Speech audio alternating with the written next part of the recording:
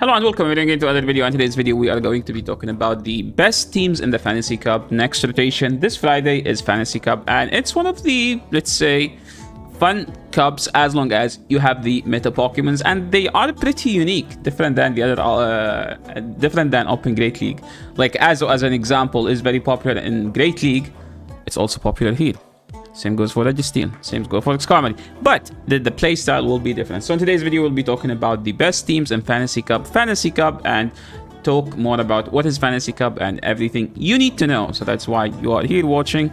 Hopefully, by the end of the video, if you haven't subscribed, you would. And if you didn't like the video, you would like. Okay, so let's just go and talk about the Fantasy Cup. Fantasy Cup, it's basically a Great League format this rotation. Okay, some rotations we had it in the Ultra League, so it depends which so just pay attention to which league it's going to be around. Pokemon must be 1500 or below, which is Great League. Only Dragon, Steel, and Fairy type are eligible. Okay, the typings that people hate: Dragons, Fairy, and Steel. Doesn't that make Steel dominant? Well, on paper, yes, but there are some Pokemons that makes it tough for everything. As an example, Slurpuff, a fairy Pokemon that has a flamethrower to hit the steel, and a fairy move to hit the dragons, and a grass move to hit the water. So that's why it's going to be like a dominant Pokemon. So let's just go and talk about the meta. And if we look at the PvP ranking, number 1 is Azumarill. Azumarill is the best Pokemon in the Fantasy Cup, followed by Registeel and Tapu Fini. The difference between Azu and Tapu is that Tapu is squishier, but it outputs some, let's say, more fast move pressure, but in matchups like in the Mir, Azu just dominate because it's just a freak of a Pokemon. Followed by Stunfisk. Why Stunfisk? Because Stunfisk beats all the Steel, which are everywhere, and doesn't have a bad matchup. Okay, like as an example, in the Registeel matchup, a Pokemon with Focus Blast lose to G-Fisk. Pokemon like Lucario does still need to respect the Earthquake, followed by Empoleon. And something to mention here: Empoleon needs to be Shadow. Non-Shadow Empoleon suck. Shadow Empoleon can be OP in some situations. Excadrill is just a poor man's G-Fisk. Weezing is actually a very decent safe swap in this cup.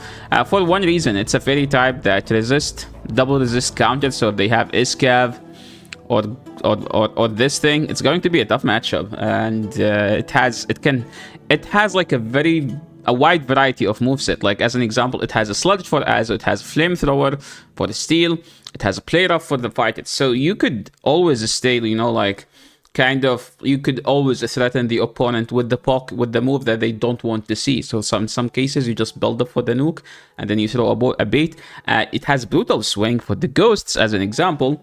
Lucario, Excadrill, and something to mention here, this is the only differences here, which is Giratina and Heatran. Heatran isn't that much of a threat because Turtonator is just a much better version. Turtonator is actually insanely OP in this cup because the only Pokemon that destroy it is just Azu.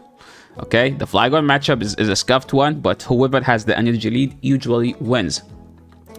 Anything here that we haven't mentioned? Well, these are like, as always, well, in this cup, I have different categories. Usually I have leads, safe swaps, closets. Here I have OPs and everything else. So the OP Pokemons, those are literally can be run anywhere. Like they can be used safe swap, lead, or closets. Why? Because this cup is just very limited, and those 5 Pokemons hit everything. Okay, nothing resists Giratina's energy. Now someone will bring some, I don't know, dark normal Pokemon that I don't see here. I think technically there is a dragon normal type, the Godra scuffed looking Pokemon. As an example, Tapu Fini can still threaten everything. Tapu Fini with shields up is actually deadly because of Nature's Madness. It debuffs the opponent's defense, so it makes Water Gun does more damage. I'm a huge fan of Skarmory in this cup, but remember that Magnezone does exist. Same goes for Lucario. Lucario destroys Skarmory, and same for Turtonator. Turtonator like feast on Skarmory. Like once he sees like the steel bird, like they will incinerate it down. Turtonator has Dragon Pulse. That's the only downside. I am still hoping that one day they give Turtonator Dragon Claw, and this Pokemon will be insanely OP in Great League and Ultra League. Hopefully they do it. Okay, I will keep saying it until they do it eventually. Slurpuff, on paper, the best safe swap Pokemon because it has Energy Ball, Flamethrower, Play Rough. Like literally, one does super effective for the fighters, one does super effective to waters, one does super effective to steel, and those are everywhere. So Slurpuff with energy lead is actually insanely good in this cub. And we have A Slash just as an annoying steel type that does hit Giratina with super effective damage, whether it's Shadow Claw or Powdered Snow. And I think it's actually better with Shadow Claw in this cub. Now, we talked about the Pokemons. Let's just talk about the best teams, because it's not that like a wide, you know, like the meta isn't that much. It doesn't have a big meta. It's just like a bunch of like 5 to 10 Pokemons, and that's it. Like in Great League, yes, you can see 5 to 10 Pokemons, but some people can use outside those 10 Pokemons, okay?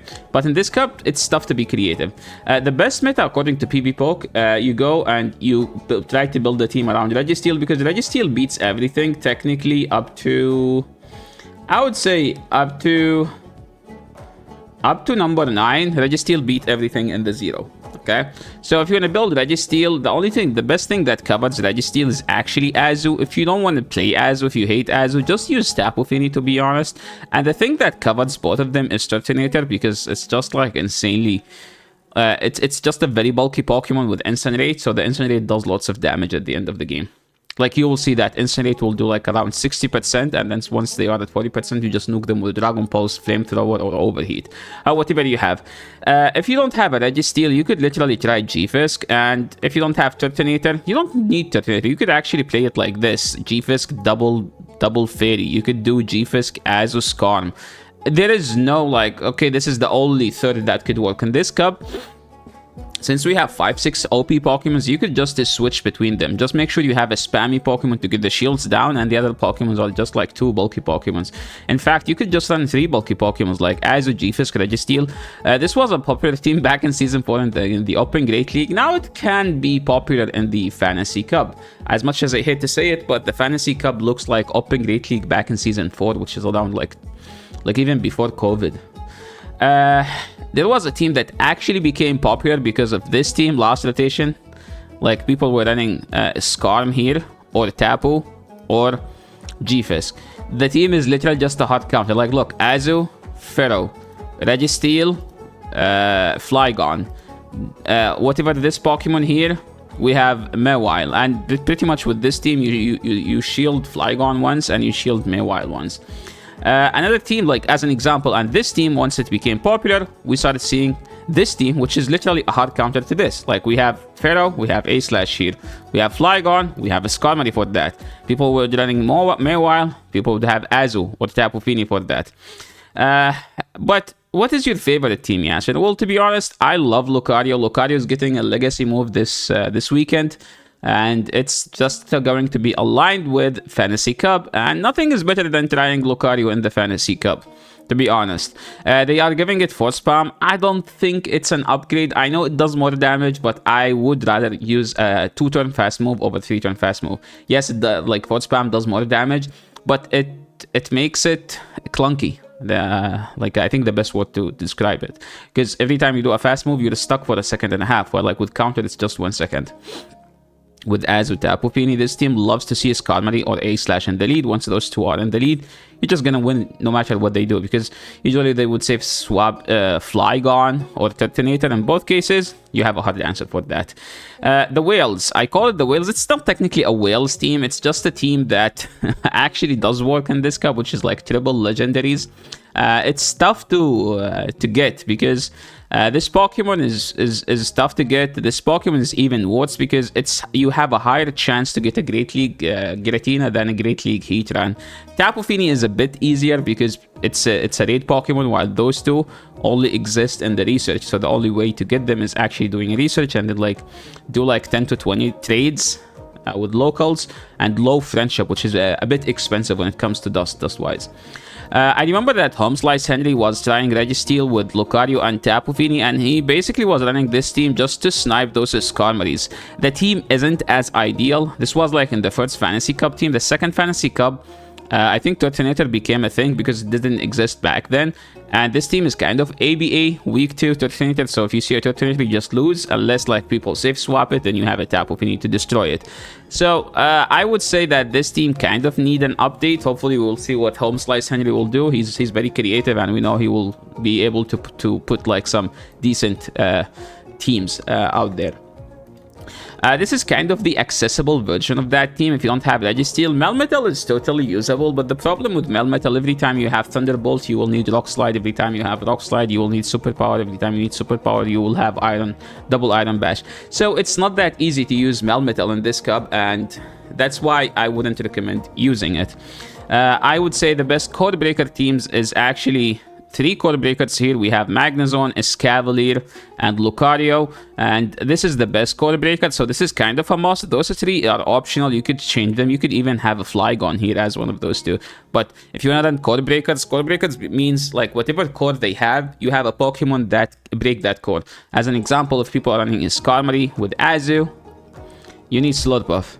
If people are running Registeel with Tapu, you can break it with Weezing, because you would have Sludge for the Tapu and you would have Flamethrower for the Steel. I tried to keep this video not that long, because the meta isn't like we don't have that many options.